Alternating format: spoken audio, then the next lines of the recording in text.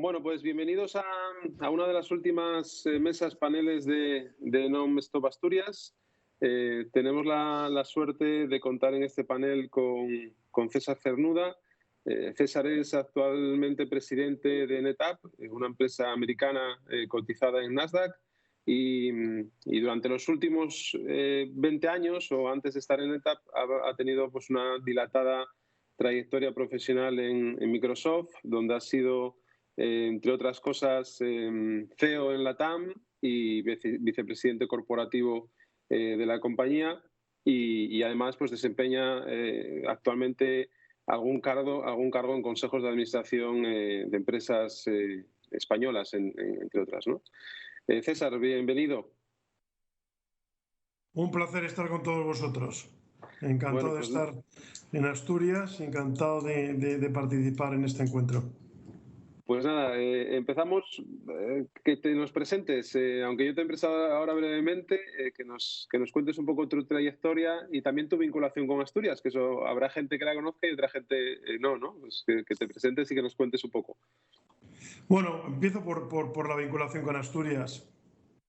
Pues mira, tres de mis cuatro abuelos eran de Luarca. Uno de ellos decía que era de Navia, pero tres de mis cuatro abuelos eran de Luarca.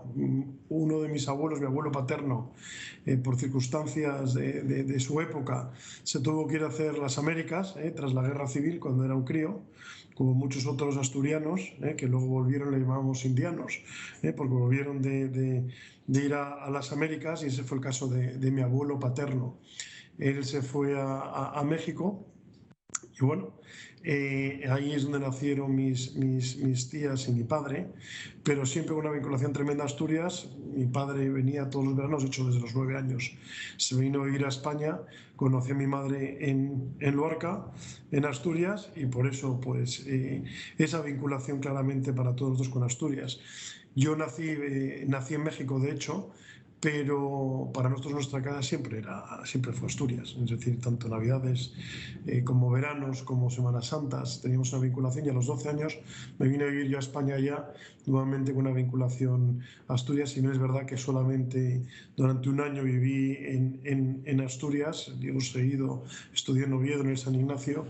La vinculación familiar y total siempre ha sido aquí. Mi abuela materna sigue viviendo con 100 años aquí en Luarca, Asturias, donde celebramos este verano con todas las medidas de seguridad, obviamente, su cumpleaños, sus 100 años, así que muy contento de estar aquí.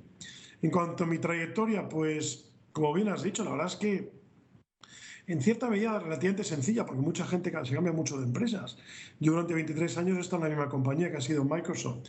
La verdad es que empecé en el mundo de la banca haciendo prácticas todos los veranos. Al terminar mi carrera, antes de terminar la carrera, tuve una oferta para incorporar el mundo de la tecnología en una multinacional alemana que se llama Software AG, en el mundo del mainframe, de los datos, bases de datos, y trabajé con ellos casi 4 años, 3 años y medio, y hace pues 23 años y medio me llamó Microsoft, entré en Microsoft España, de ahí me fui a vivir a París, estuve en los headquarters europeos, luego tuve un puesto mundial, con mi oficina estaba en Seattle, y decidí volverme a vivir de Francia a España, aunque tenía la oficina en Seattle. De ahí nos fuimos 3 años a Estados Unidos a vivir, estuve de vicepresidente para Latinoamérica, de ahí nos fuimos a Singapur, casi 4 años, 3 años y medio como presidente de Asia-Pacífico, y luego nos volvimos a Latinoamérica como presidente de Latinoamérica y corporate officer de la compañía a nivel mundial. Ya hace pues más de un año me llamó NetApp, que como bien decías es una compañía cotizada en bolsa, vamos, es una Fortune 500, es una de las 500 compañías más grandes del mundo, no solamente en tecnología, sino en todo. Una capitalización bursátil de unos 15.000 millones de dólares. Es una idea muy similar a la que tiene Telefónica hoy, y 11.000 empleados por todo el mundo, operamos en 100 países más o menos, y bueno, tuve la oferta de ser presidente de la compañía. La compañía está basada en Silicon Valley. Yo ahora mismo estoy trabajando desde España con toda esta situación del COVID, y me incorporé el 1 de julio. Dimití en Microsoft en marzo del año pasado, me quedé trabajando con Microsoft después de dimitir 4 meses más, que fue el compromiso que yo tenía que me parecía lo oportuno después de tantísimos años. Muy agradecido a Microsoft, magnífica relación con la compañía y muy ilusionado obviamente con ETAP, una enorme oportunidad. Una compañía menos conocida que Microsoft en el mundo empresarial, pero muy conocida en el mundo técnico. Una compañía muy técnica, con gran tecnología para el mundo de los datos, el mundo de Big Data y el mundo de la nube. Qué bien, muy interesante, César. Bueno, el cometido de Non-Stop Asturias era no hacer unas sesiones que fueran unidireccionales, es decir, con un ponente que la gente presente y cuente pues, su experiencia, sino tener la oportunidad de hacer partícipe a otras empresas, otros profesionales y que en este caso puedan dialogar contigo, ¿no? En este caso tenemos 4 startups asturianas de distintos sectores que operan en distinto negocio. Una es Bedrock, que opera en el mundo del dato, Ecocar, que opera en el mundo de la movilidad sostenible, Neosentec, que opera en el ámbito de la realidad virtual, realidad aumentada, aunque entrarán en detalles Pedro al respecto, y OkTicket, que es una empresa que ofrece servicios de gestión de facturas y de tickets de ámbito empresarial, ¿vale? Bueno, pues nada, vamos a empezar con las presentaciones para que César os escuche y conozca un poco más de las compañías. Jesús, Bedrock. Vale, ¿qué tal, César? Oye, buenos días, ¿cómo estás? Vaya fondo más chulo. Aquí en Oviedo hace un poco peor de tiempo. Aquí también. ¿Ah, sí? Es broma, es broma. No me presento a Fernando y Pedro porque estamos hablando ahora justo. Mira, muy rápidamente, que tenemos poco tiempo. Bedrock nace en el ámbito de la consultoría, pero con un foco muy fuerte y único en la ciencia del dato e inteligencia artificial, ¿no? Nosotros, cuando empezamos hace año y pico, vemos que hay una patología bastante común en empresas medianas y grandes, incluso del IBEX 35, en cuanto a capacidades de explotación del dato y saber qué herramientas y tecnología utilizar para ello. Entonces, lo que buscamos es no solamente actuar como implementador de nicho de ciertas tecnologías que pueden ser NetApp, puede ser cualquier herramienta del stack tecnológico de Google, sino también hacer ese acompañamiento un poco más estratégico, ¿no? Entendiendo la tipología del negocio, entendiendo los casos de uso que pueden apoyarse, entendiendo el negocio en su conjunto y, por lo tanto, aplicando y aportando soluciones que tengan sentido. Es decir, nosotros no tenemos un beneficio en vender una u otra plataforma, simplemente entramos en la casa, intentamos entender cómo funcionan las cosas, qué roles tienen, qué roles disponen y capacidad de afrontar una inversión en ciencia de datos e inteligencia artificial y les intentamos llenar ese camino, ¿no? Dándoles el conocimiento que nosotros tenemos. Quizás empezamos con lo típico en sesiones de consultoría, con talleres, intentar desmiegar el negocio y luego vamos a intentar aconsejar lo que más sentido tiene en cada momento. Y es en la aventura en la que estamos. Venimos de un grupo empresarial más grande, por lo tanto ya heredamos clientes de cierto tamaño y cierto nombre. Y a partir de ahí hemos construido un equipo de perfiles técnicos muy potentes en ingeniería y ciencia de datos. Y es en lo que estamos actualmente. De hecho, Luisma, yo por el motivo por el que estoy aquí es porque Luisma hace esa labor dentro de Bedrock como desarrollo de negocio y alianzas corporativas, ¿no? Porque como ofrecemos esa tecnología, tenemos que jugar con los mejores, haciendo un poco de implementador y seleccionador. Y es lo que estamos. Estamos en Gijón, Madrid y Barcelona. Y leyendo sobre NetApp ahora me causa mucha curiosidad, así que tendré que entender bien ese stack tecnológico, porque quizás podamos ser un partner muy fuerte aquí en España. Muy bien. ¿Cuánta gente sois, Jesús? Actualmente somos unos 15, 16, porque hay una persona que es como a tiempo partido y son perfiles puramente, bueno, técnicos, implementadores, pero bueno, también otros perfiles un poco más blandos, soft, como quieras entenderlo, que ayudan a que los proyectos salgan bien en su conjunto, ¿no? Fernando, adelante, Fer. Muy bien, buenos días, César. Primero eso, darte un poco la enhorabuena por la trayectoria y bueno, verte un poco desde el balcón lo que has hecho, ¿no? Como asturiano, la verdad que motiva mucho a muchos de nosotros, ¿no? Rápido, yo, Ingeniería de Telecomunicación en Gijón. Me fui de Erasmus en 2011, aún no he vuelto. Me fui a Polonia a hacer mi final de máster, empecé a trabajar allí para Motorola, tecnologías de 4G, me moví a Nokia Siemens, mundo corporativo. Y después de ahí me fui a Múnich, donde aún resido, a trabajar para Intel en temas también de 4G, chips de telefonía, etcétera, etcétera. 2015 firmamos en Gijón, de hecho, la constitución de Ecocar, ¿no? La empresa que he fundado.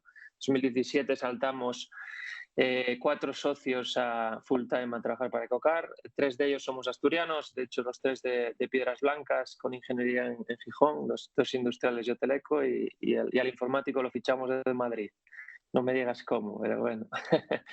En Ecocar tenemos una plataforma que básicamente es un producto, un white label, que ayudamos a gestores de flota, gestores de movilidad, rentacars, car dealerships, a lanzar sus servicios de movilidad digital y en algunos casos compartida, ¿no? Te pongo típicos ejemplos de car sharing. Tú pones los coches, nosotros ponemos todo lo demás y tú puedes monetizar esos vehículos, ¿no? Te ponemos la white label app, la plataforma, etcétera, etcétera, para que tus usuarios de manera automática hagan el onboarding, alquilen, paguen, etcétera, etcétera. Todo desde el teléfono móvil, ¿no? En Rentacars pues es lo mismo, estamos ayudando a digitalizar toda esa industria gris y oscura del siglo XX para que el onboarding sea todo digital y el acceso a vehículos sea totalmente digital, ¿no?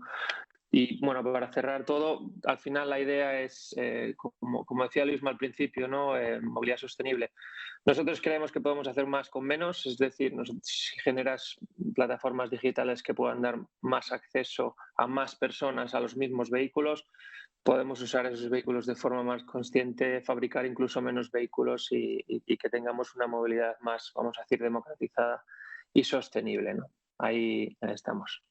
Fernando, ¿quién es el propietario de los datos? Es decir, en todo el proceso que me has contado, ¿quién se queda con la propiedad de todos esos datos? ¿Compartida? ¿La tenéis vosotros? ¿La dais al cliente? Depende. Intentamos tenerla. Depende de la naturaleza del cliente y cómo vean el futuro. Pues hay clientes que dicen, bueno, los datos quiero que sean míos, porque al final son datos de usuario y datos a veces delicados, ¿no? Porque nosotros traqueamos todo el movimiento del vehículo, del usuario, el nacimiento, etcétera. O sea, sabemos, vamos a decir, a great deal of what's happening, qué pasa en ese aspecto, ¿no? Entonces, también estamos pensando en no solo ser B2B, pero también después aglomerar toda esa plataforma en un B2C, que nosotros moneticemos, que nosotros tengamos datos, etcétera. Y ahí es donde empezamos a jugar, ¿no? Con el tema de los datos. Luego tengo un par de preguntas relacionadas con inteligencia artificial sobre el tema. Muy bien, Pedro. Perfecto. Adelante. Bueno, pues lo mismo, muchísimas gracias por estar aquí, César, darnos la oportunidad de hablar contigo. Y nada, voy directo.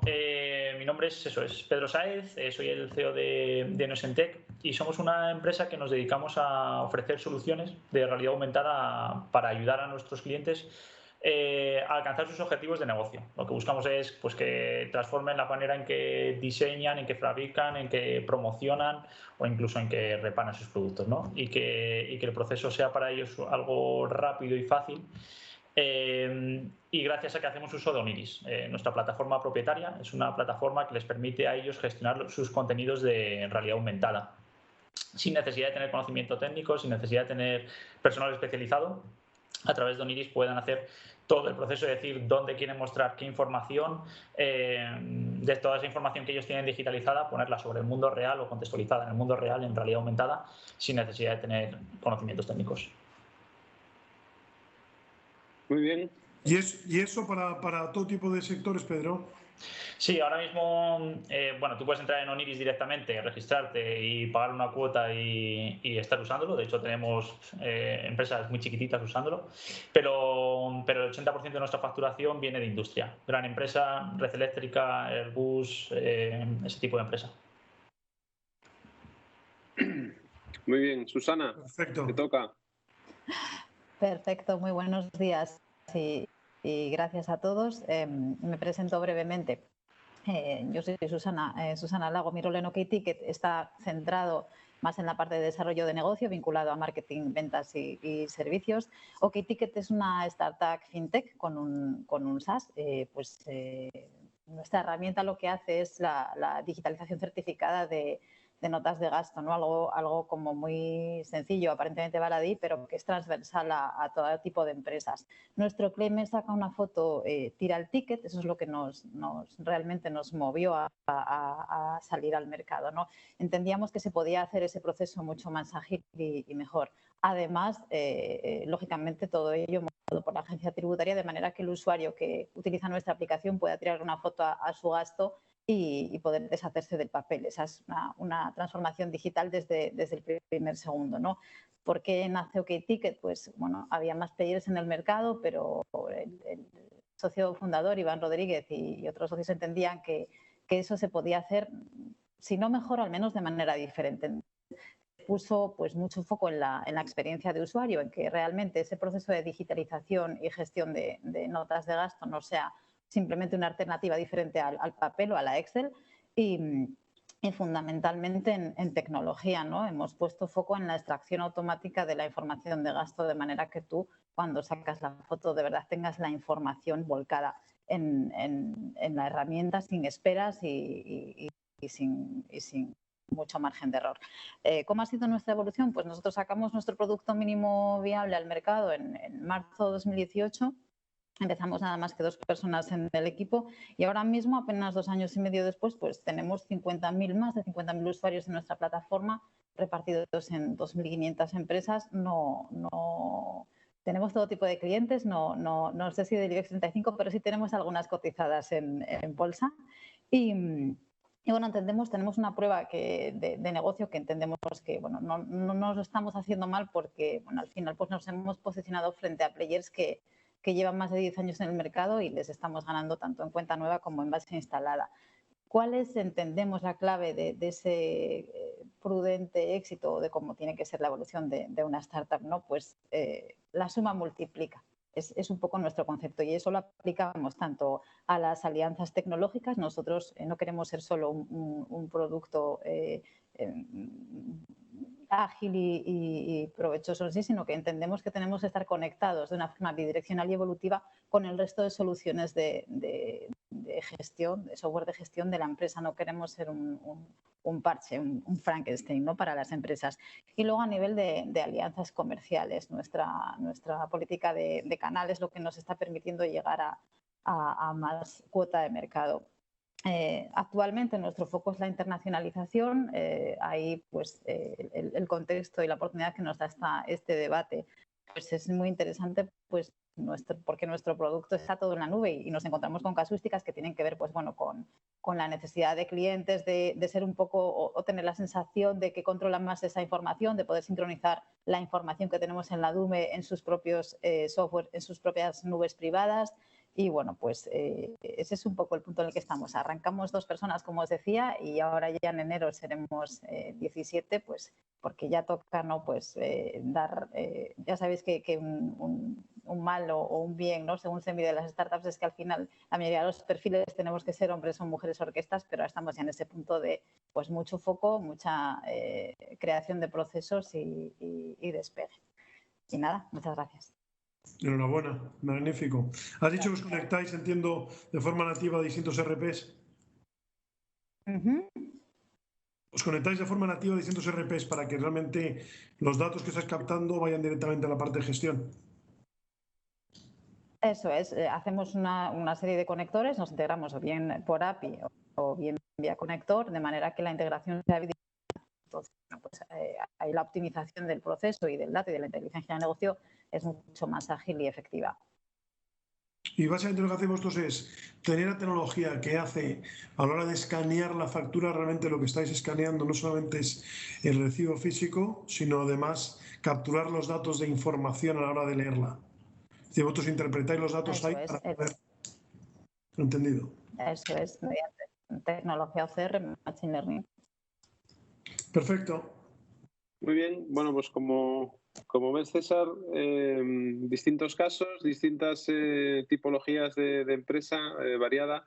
Y si os parece, pues empezamos con una primera ronda de preguntas a César, cosas que os inquieten, que queráis profundizar, para que César pues nos dé valoración, opinión. Jesús, cuando quieras. Empiezo yo. Vale. Pretendiendo huir de complejos, ¿no? Que a veces en España, por ser España, incluso Asturias, hay muchos, pero pidiéndote la mayor franqueza posible, ¿hasta qué punto puede ser limitante que una empresa sea de España, que actúe desde Asturias? Y igual que quizás muchos de los que estamos aquí, también tuve una experiencia personal en el extranjero en la que muchas veces el extranjero jugaba en mi contra e iba más a demostrar que quizás otros perfiles que eran de esa nacionalidad, ¿no?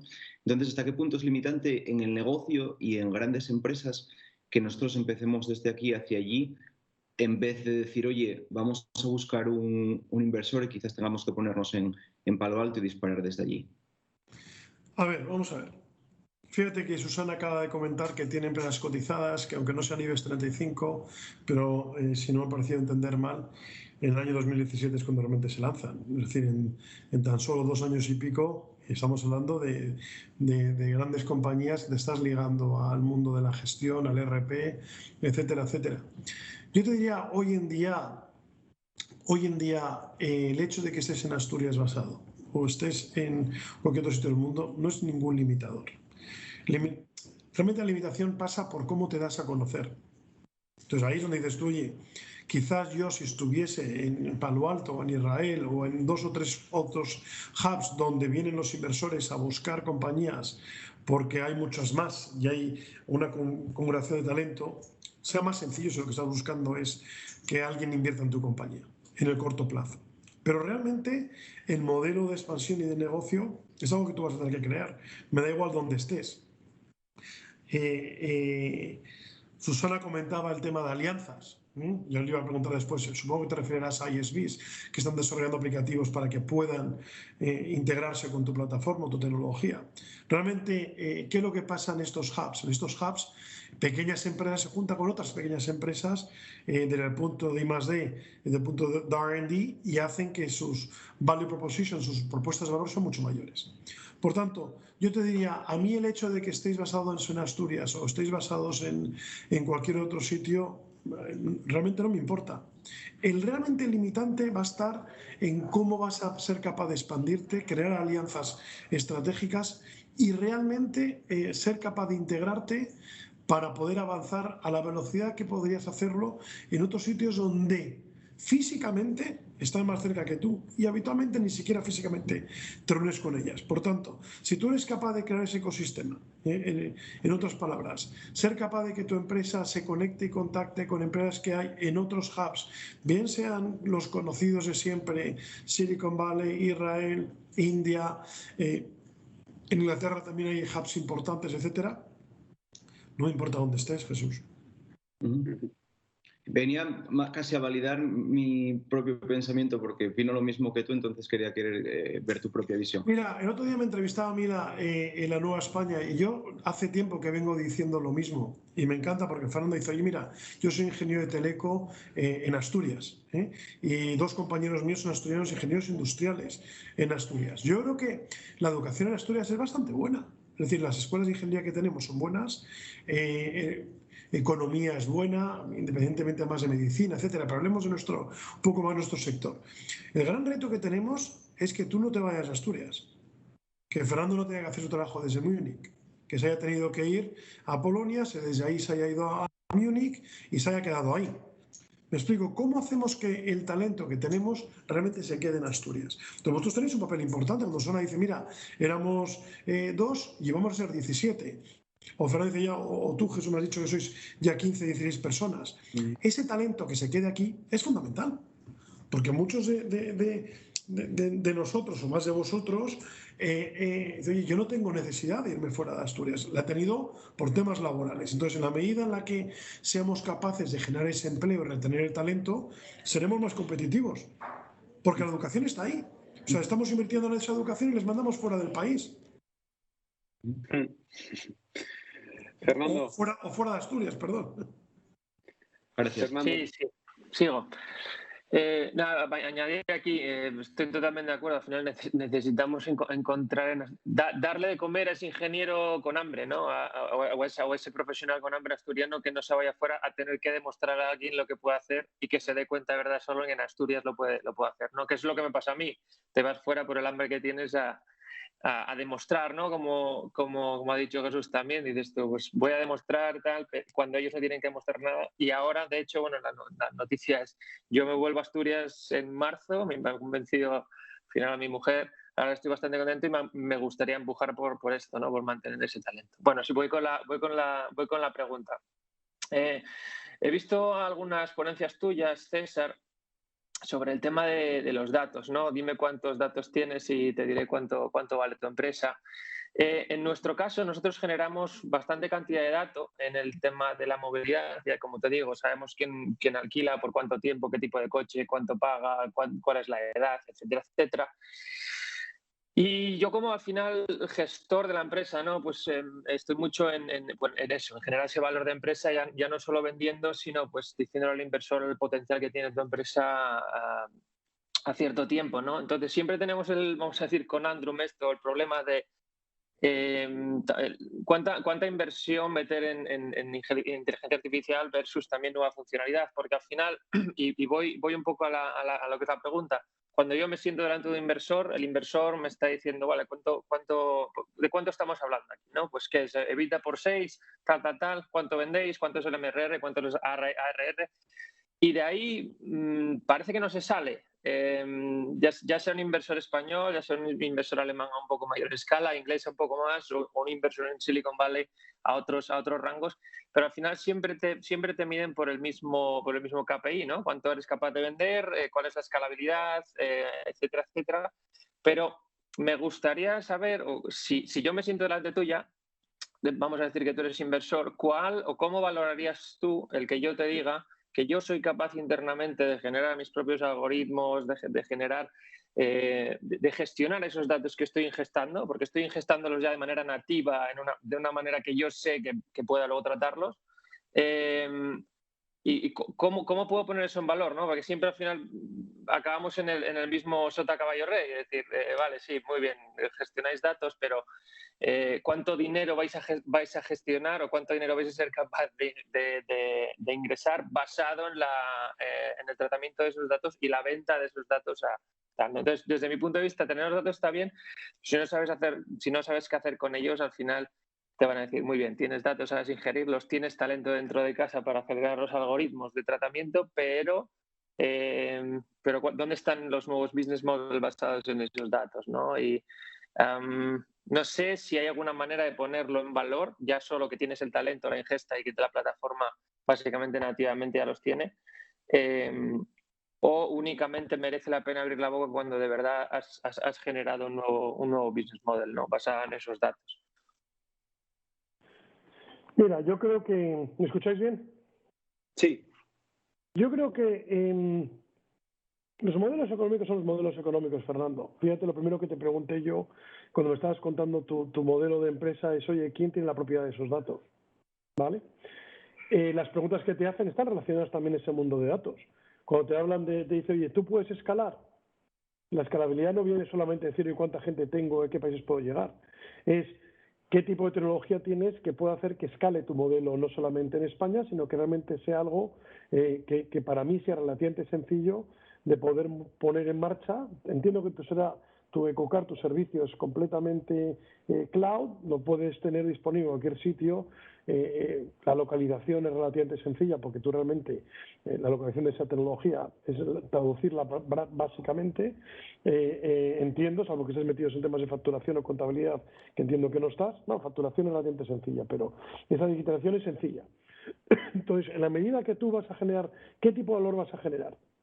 Si tú lo que me dices, mira, César, yo realmente soy un ISV, un proveedor de software, donde mis capabilities están basados en los features que voy creando y las nuevas funcionalidades, eso tiene un valor directo. Es decir, oye, ¿qué tipo de beneficio tiene una compañía de software cuánto es la recurrencia que tienes, esto cómo se contrata, es decir, si es una licencia perpetua frente a un negocio recurrente, son valores completamente distintos.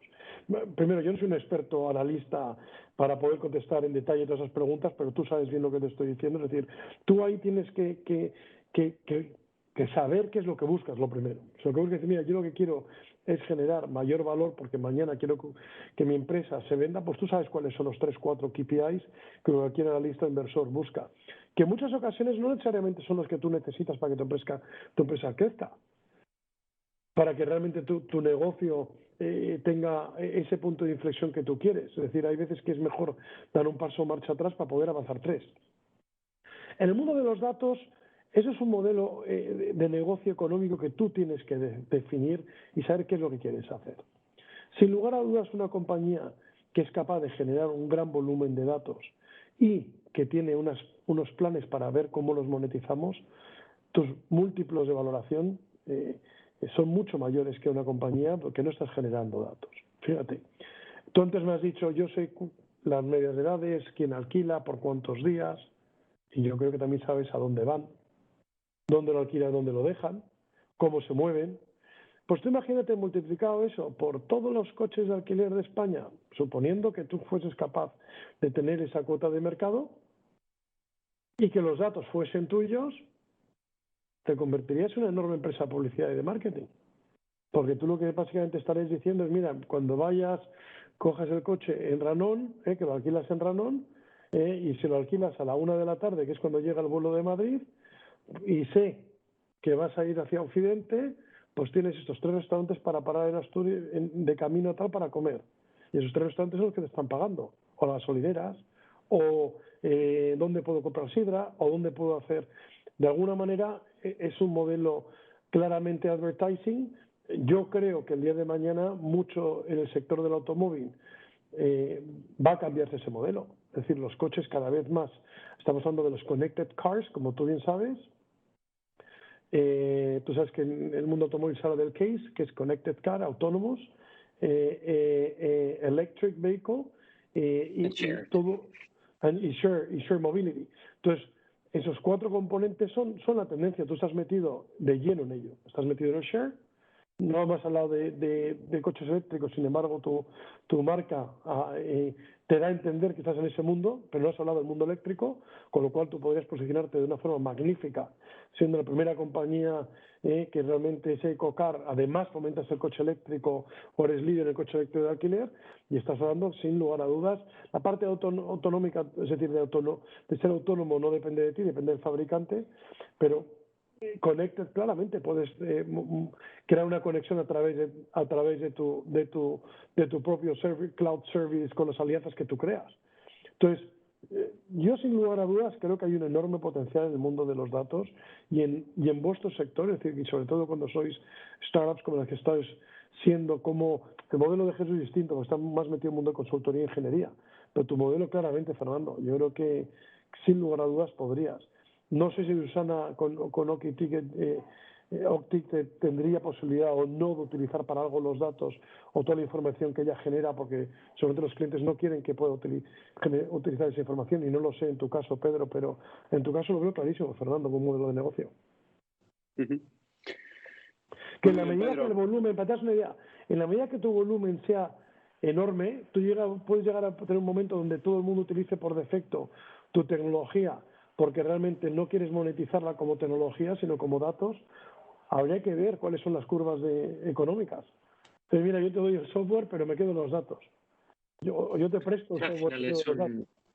Puede ser una ventaja competitiva con respecto a la competencia, ¿no? El de decir, oye, bajo los precios, pero al final mi modelo de negocio va a estar después, ¿no?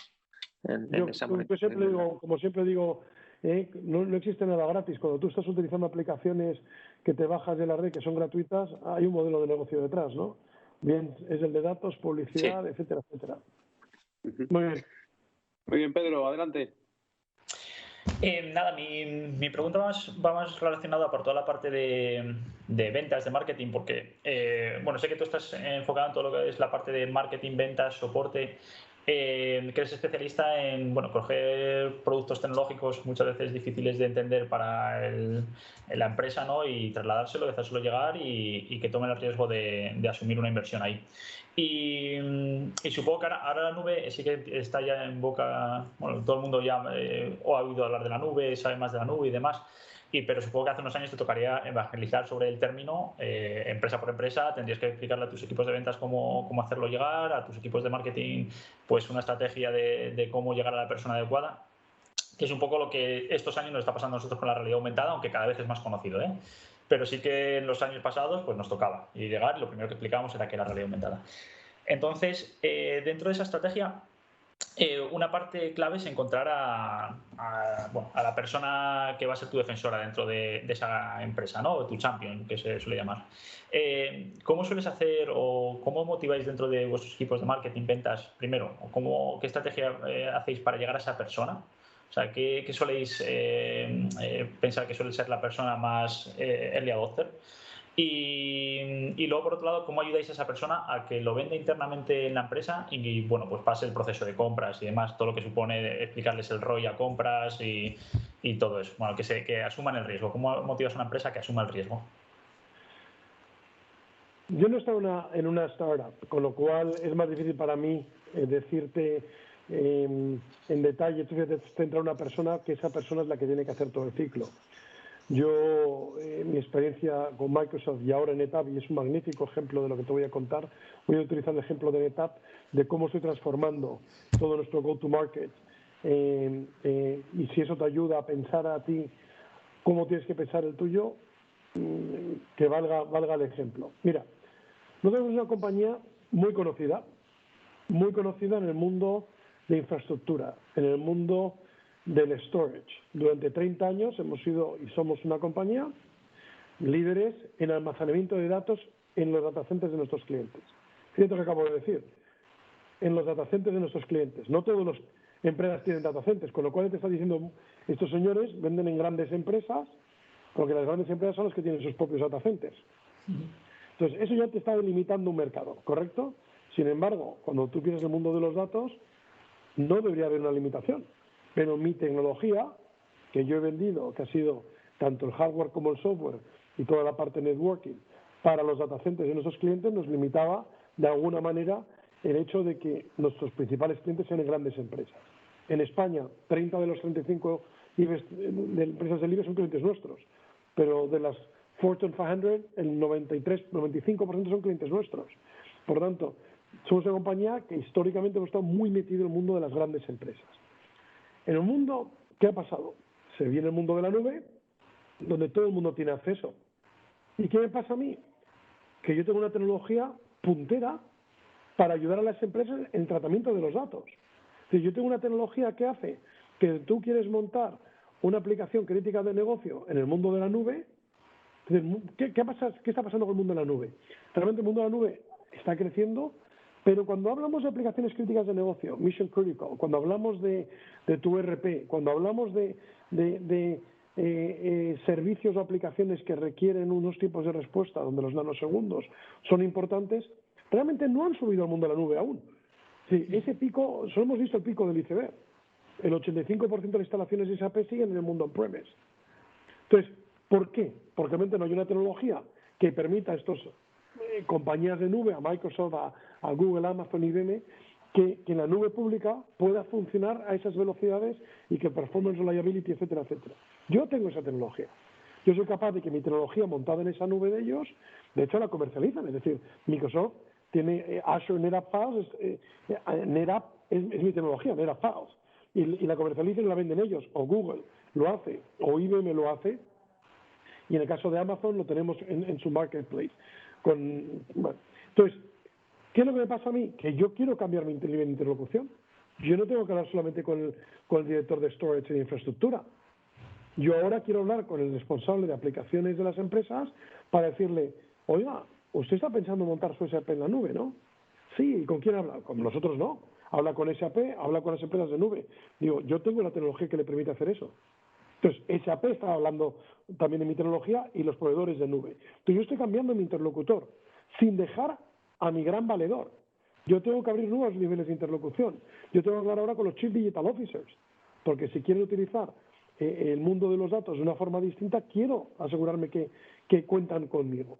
Entonces, yo te diría, no solamente necesitamos que tu interlocutor sea capaz de hablar esas cosas y que le crean, sino que tú vas a tener que invertir en nuevos interlocutores dentro de la empresa sin que tu interlocutor actual se sienta que te lo está saltando, sino sienta que sea parte. Esa es la gran estrategia. Pero eso le pasó a Microsoft durante muchos años, Pedro. Es decir, si piensa que Microsoft es una compañía que yo cuando entré en Microsoft vendíamos Windows y Office. Empezábamos a vender el mundo ofimático en el año 96-97. Y de repente queríamos vender bases de datos compitiendo contra DB2, contra Oracle, o querían competir contra estas compañías.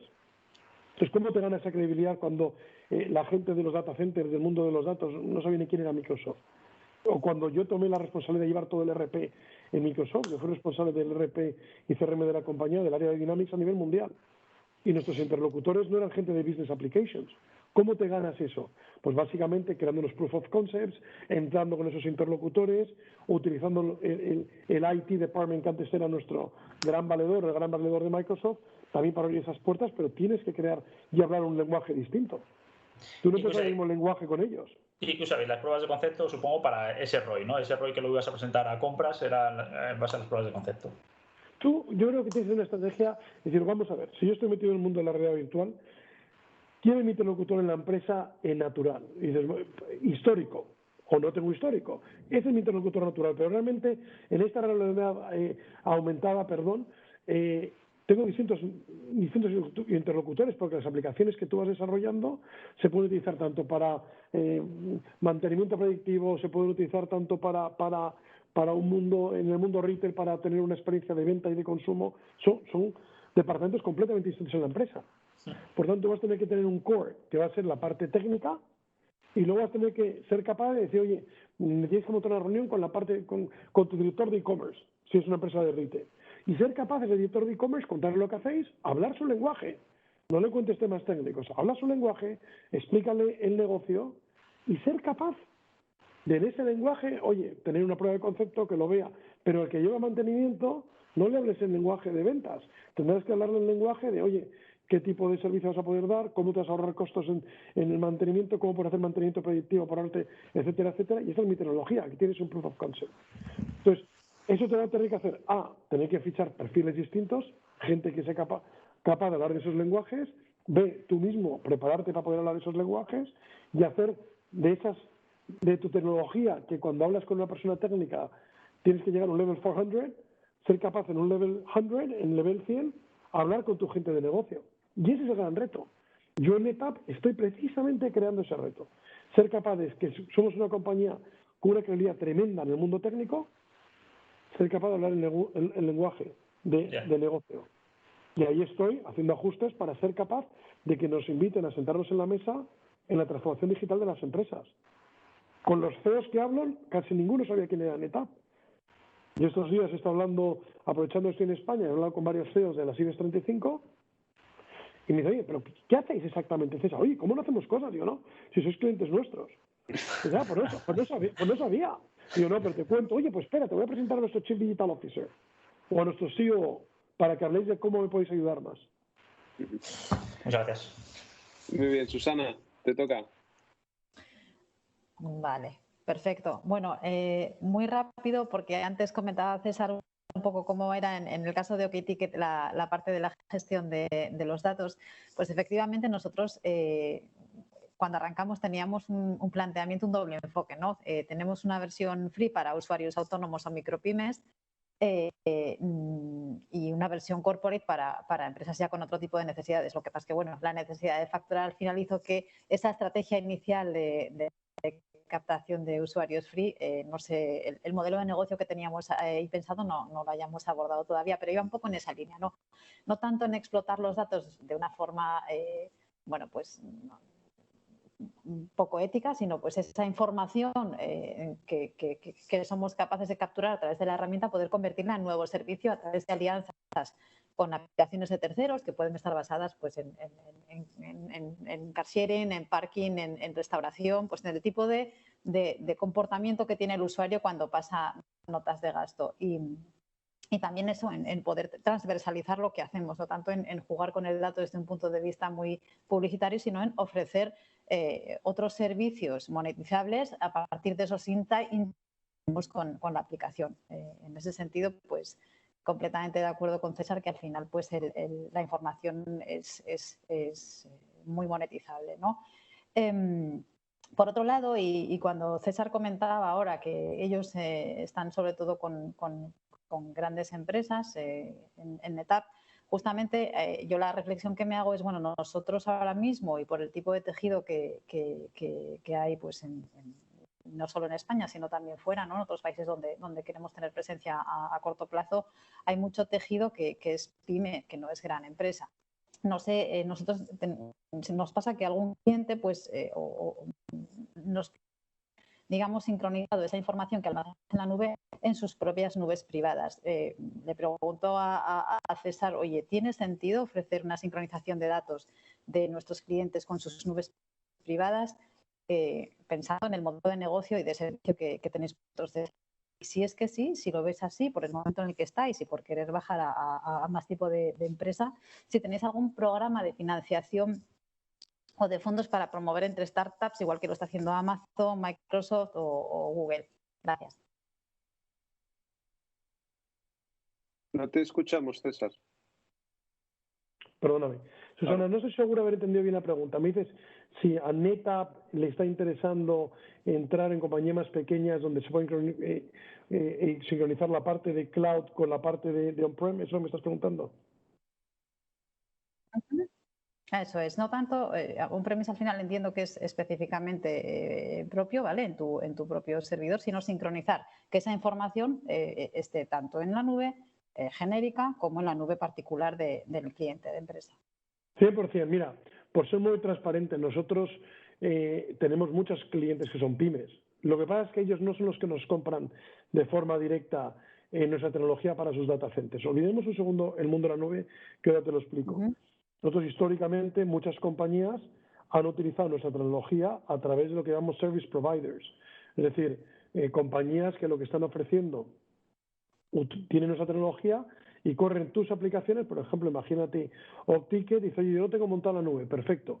O dice, oye, no, para este cliente me lo está pidiendo en una nube privada, pero no la quiere que sea en la suya, o no quiere que sea en su data center. Entonces yo tengo un tercero al que tú contratas para que sea tu partner y ofrecer ese servicio de forma dedicada o privada porque no lo quiere tener un multitenant en una nube pública.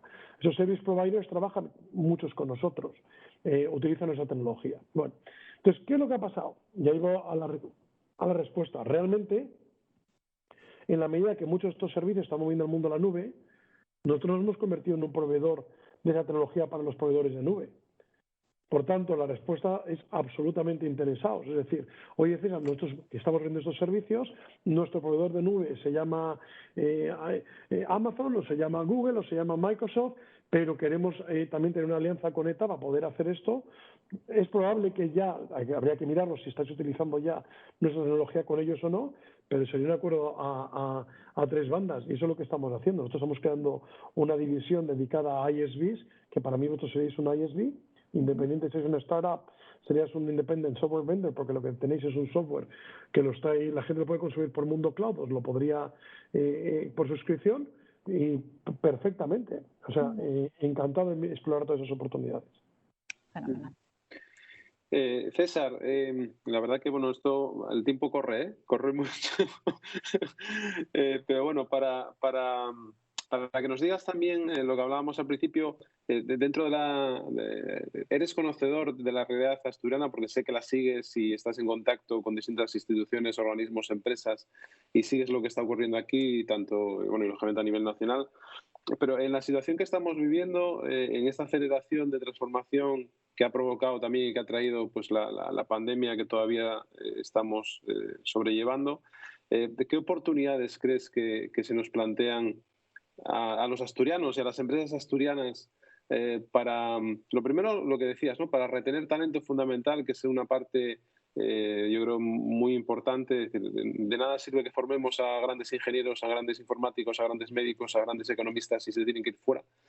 Pero ¿cómo ves esa realidad asturiana y cómo ves esas oportunidades que podemos construir desde aquí? Vamos a ver, lo primero, como he dicho yo creo que el talento es fundamental. Es decir, tú no puedes construir un futuro si no tienes talento. Entonces, todo empieza por la educación. Y para mí es fundamental que seamos capaces de seguir invirtiendo en educación en Asturias. En educación tanto reglada como no reglada, es decir, ser capaces de seguir formando al talento que hay y que tenemos en Asturias es fundamental. Esa es la primera pieza y es una pieza clave. Una vez que les formas, tienes que ser capaz de retenerles. Y ojo, no estoy hablando solamente de la formación, como he dicho antes, universitaria. Estoy hablando de cómo hacemos formación a toda la gente que trabaja ya y que está en Asturias. Es decir, los skills que yo tengo hoy, la formación que tengo yo hoy, es consecuencia de que todos los años yo tengo que estudiar. Yo no sabía lo que era la realidad aumentada hace unos años, Pedro. Lo tuve que estudiar y aprender. Yo cuando empecé a hablar de la nube, yo tuve que aprender qué era la nube, qué era la nube privada, qué era la nube pública.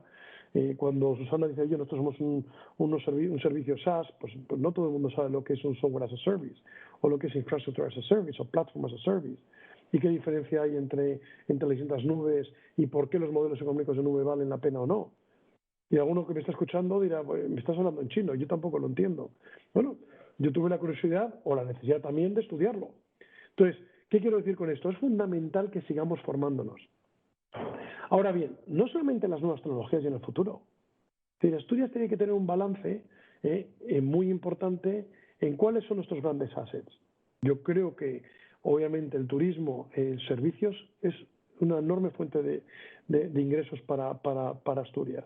Fomentémosla, trabajemos en ello. Yo creo que el oriente asturiano está mucho más preparado que el occidente. Y en alguna ocasión he tenido ocasión de hablar con el principal, independientemente del partido político que esté, que ahí nunca he entrado ni voy a entrar. Yo siempre he puesto a disposición de Asturias, independientemente de los partidos políticos que haya, sino con los gobiernos que estén.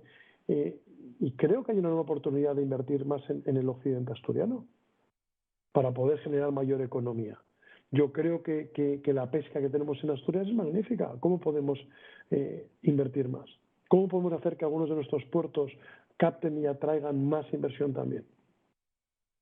Enormes oportunidades. O sea, yo creo que tanto el puerto de Gijón, el puerto de Avilés, podrían tener incluso una mayor capacidad para competir con todos mis respetos, con Cantabria o con Bilbao. Tenemos fuentes. Creo que la medicina es muy buena en Asturias para incluso captar negocio para Asturias también en el mundo de la medicina.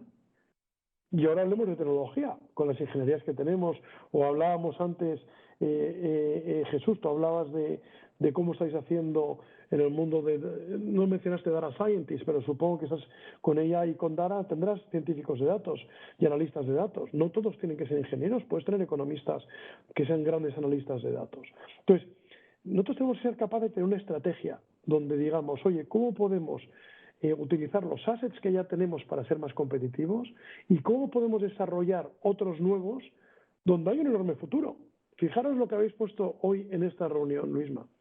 Habéis traído una empresa que está en el core de lo que está pasando en el mundo con la inteligencia artificial y los datos, que es Bedrock.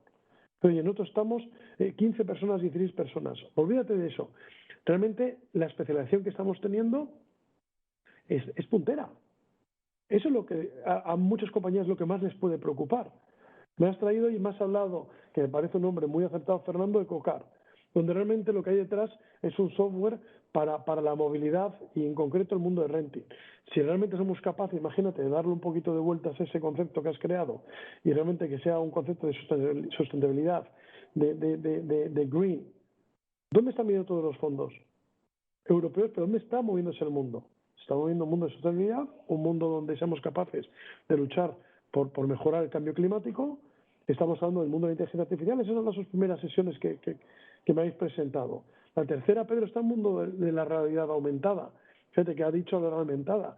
Y seguramente, Pedro, estáis invirtiendo en realidades mixtas. Es decir, donde estamos hablando de una realidad aumentada, estamos hablando de una realidad virtual y una realidad mixta, donde yo sea capaz desde Asturias, de dar soporte y mantenimiento a empresas en Madrid sin tener que desplazar a ningún técnico, porque utilizo la tecnología que tiene Pedro. O ser capaz de adelantarme a mantenimientos predictivos.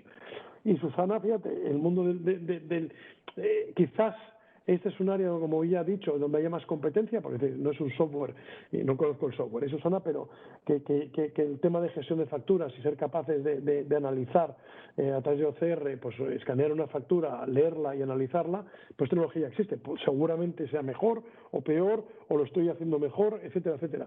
Pero lo que es cierto es que tú fíjate todo lo que hay detrás. Tú imagínate, yo soy un director de compras y toda la tecnología que eso me va a dar la suficiente inteligencia para saber cómo voy a cambiar mis negociaciones con mis proveedores. Porque es que estamos utilizando 10 proveedores para el mismo servicio y se lo voy a dar a uno. O resulta que yo no sabía que había todos estos proveedores con los que no tengo ni siquiera acuerdos negociados. Imagínate, estaba yo pensando, mientras estaba hablando Susana, cuando decidí cambiar en mi empresa, cómo estábamos mandando a la gente al aeropuerto. Y llegar a un acuerdo con una de taxis, en vez de estar pagando, ¿cómo te puedes ahorrar dinero? O si tienes que tener los propios coches, o tengo que contratar a Fernando para que nos lleve Fernando. ¿Me explico? Es decir, la información que te da es enorme. Entonces, estamos en el core de las cosas y fijaros, todos estáis trabajando no para Asturias, sino para fuera de Asturias. Yo creo, Luisma, que es fundamental entender lo que yo ya tengo y segundo, ¿qué negocios son los que van a crecer? Si yo os digo, oye, el mundo de la ciberseguridad creemos que es un mundo que va a crecer o no. Y dice, sí, pues invirtamos en Asturias ahí. ¿Creemos que el mundo de los datos, el mundo de la inteligencia artificial va a crecer? Sí, pues invirtamos ahí. ¿Creemos que la energía renovable va a crecer? Invirtamos ahí. Y además hay grandes inversores en Asturias. Hay empresarios en Asturias y decir, que creo que lo que es importante es que nos unamos. Yo siempre digo, tiene que haber una unión mucho mayor entre lo público y lo privado para generar y fomentar ese crecimiento que creo que podemos tener. Muy bien, César. Oye, llevamos una hora. La previsión era hacer una hora porque César, además, yo creo que tienes ahora otra reunión.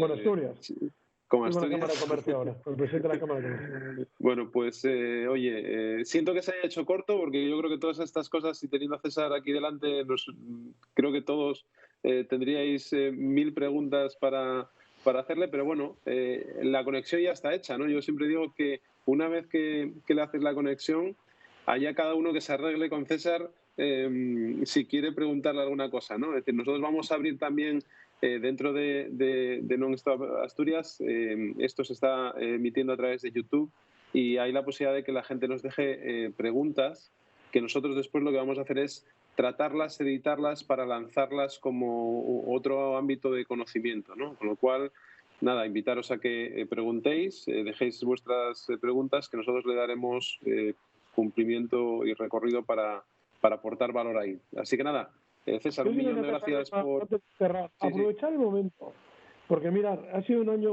obviamente difícil por muchos motivos, pero realmente en el mundo digital que todos estáis, ha sido un año que lo que había tardado 2 o 3 años avanzar ha avanzado, desgraciadamente, y digo desgraciadamente porque ninguno nos podemos alegrar de lo que está pasando, y la pandemia que vivimos ha pasado 9 meses. Entonces, va a haber unos fondos que están llegando, hay unos fondos que hay que saber pedirlos. Os invito, animo a que lo miréis, porque es una buena oportunidad, como decías tú, Fernando, estás buscando inversores, vas a poder conseguir fondos ahí para poder invertir. Entonces, esos pueden ayudar a muchas de las ideas que estáis teniendo. Requiere trabajo, obviamente, pero yo os animaría, no sé cómo está funcionando eso, Luisma, en Asturias. De hecho, ahora en la reunión que tengo con la Cámara voy a preguntarlo, cómo si las cámaras están ayudando a buscar y pedir esos fondos.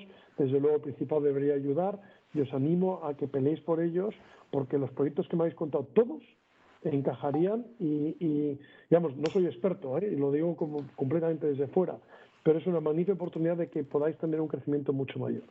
Así que con eso, nada, daros la enhorabuena a todos, desearos lo mejor para el 2021 y no prometo poder dedicar horas y horas, pero si me ponéis una nota con cualquier duda o ayuda, haré lo posible por ayudaros. Muchas gracias, César. Suerte a todos. Pues Muchas gracias. Gracias, César.